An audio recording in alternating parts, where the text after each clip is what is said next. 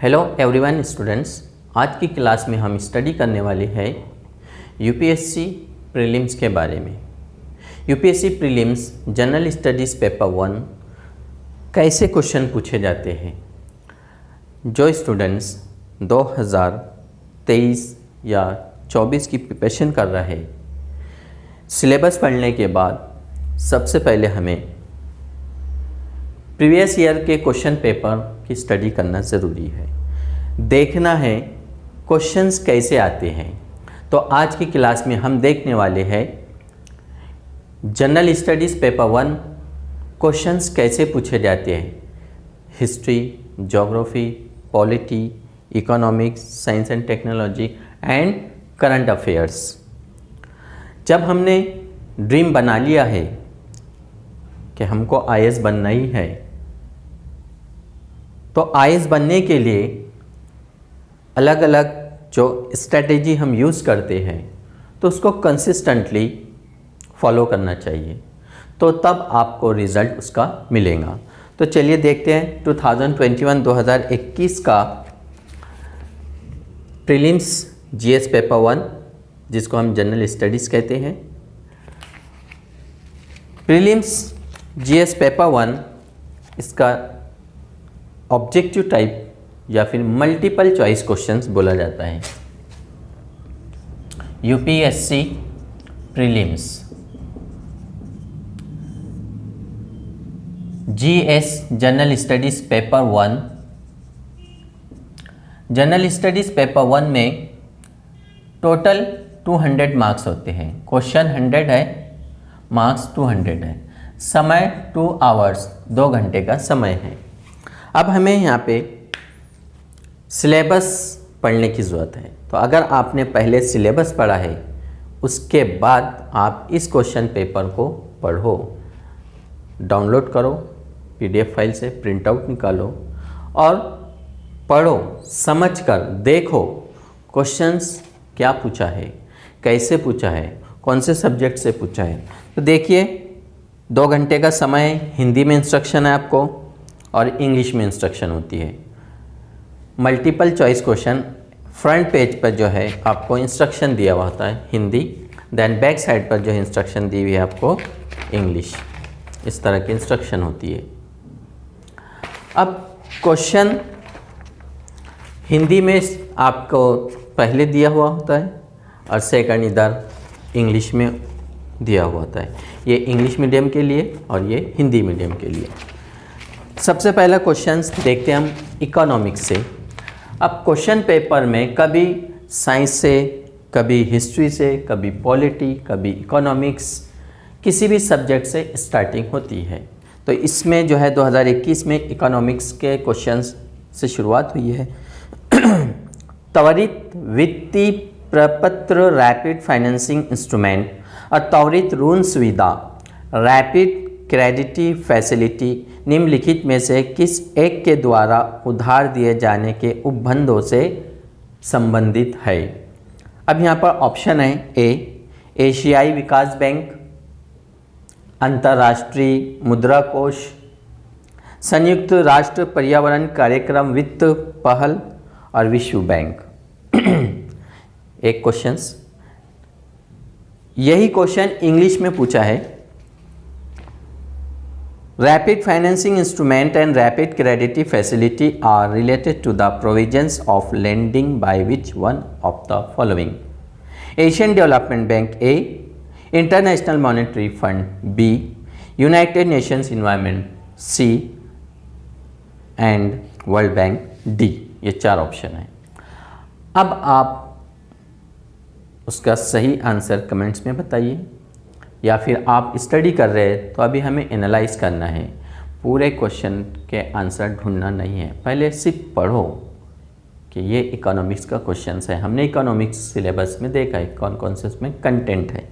Then second question है, with reference to the G20 common framework consider the following statements. A, अब यहाँ पर statement दिया है नंबर 1, it is an initiative endorse by the G20 together with the Paris Club. Then second statement है, it is an initiative to support low income countries with unsustainable debt. Okay, which of the statement given above is are correct? एक है तो is, एक से ज़्यादा है तो are. अब यहाँ दो स्टेटमेंट हैं, आपको करेक्ट बताना है. A है only one, B है only two, C है both are 1 and 2 and D है neither 1 or not 2. Okay, in Hindi G20 common framework के संदर्भ में निम्नलिखित कथनों पर विचार कीजिए.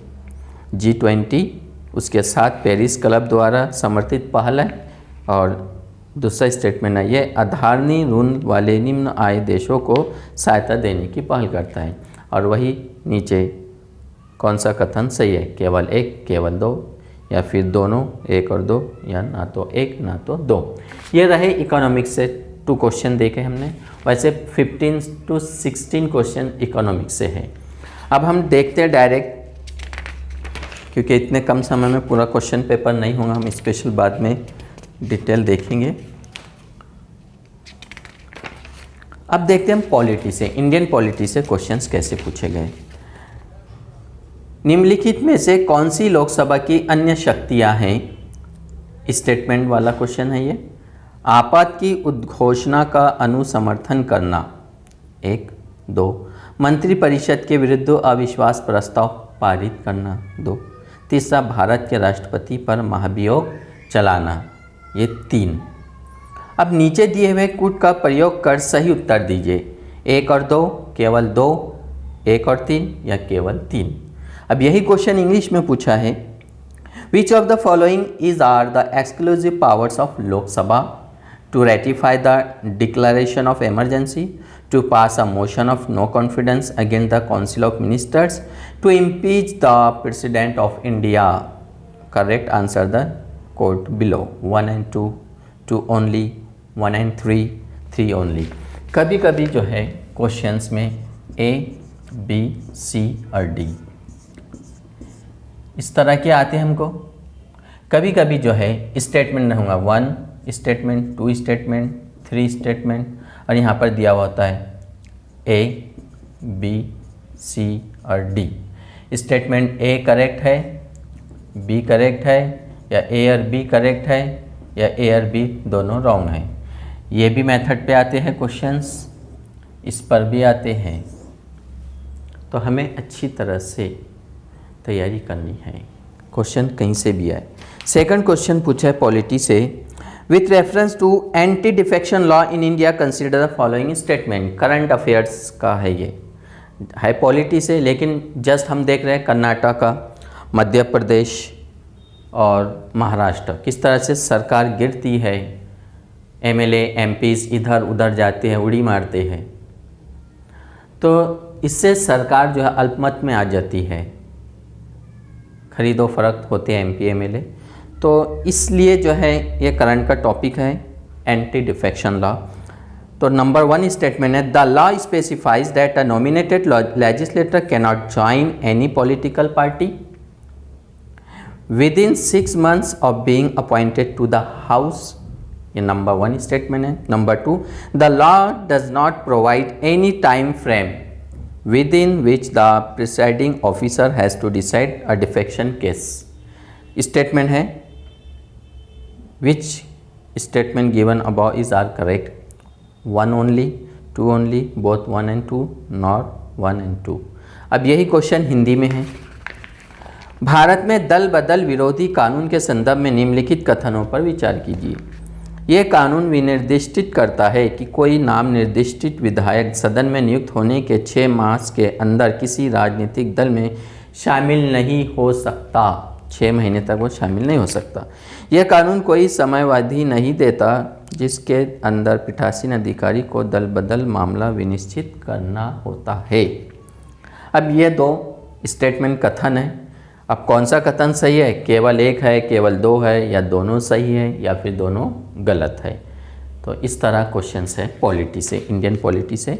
इंडियन पॉलिटी से भी क्वेश्चन नियर अबाउट 16-17 क्वेश्चंस आते हैं.